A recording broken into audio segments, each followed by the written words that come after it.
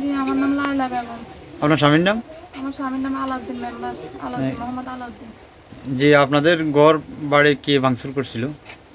আমাদের ঘর বাড়িতে আমার ফুফাতো দেবর শেখ ফরিদ নাম ওর। ও দল বল নিয়ে আসি, আমার শোকেস, ওয়ার্ড্রোব, শোকেসের ডিনার সেট সব ভাঙচুর করে, দরজা জানালা সব একাকার করে ফেলছে। ওয়াইফাই লাইন ছিঁড়ে ফেলছে, আইপিএস ওয়াশিং মেশিন সব ছিঁড়ে।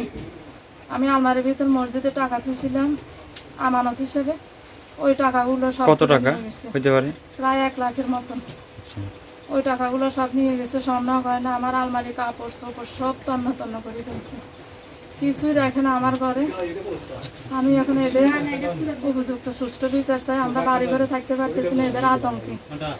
মেয়েদের, ছেলে মেয়েদেরকে ফাইল, এরা মহিলা মানুষের ফাইল, এরা আঘাত করতে এসে আমার তো অনেকটাই মারছে, আমার স্বাস্থ্য অনেকটাই মারছে, যারে ফাইতেছে তারে। এখন আমার মেয়েরে নিয়ে আমি থাকতে আমার ভয় লাগতেছে, ওদের নির্যাতনের শিকার আমরা, ঘর থেকে বাইরে দিতে পারতেছি না। আমার স্বামী সন্তান আর দেশের বাইরে, ওদের আতঙ্কে বাড়ি ঘরে উঠতে পারতেছি না। এখন এদের উপযুক্ত সুষ্ঠু বিচার চাইতেছি আমি।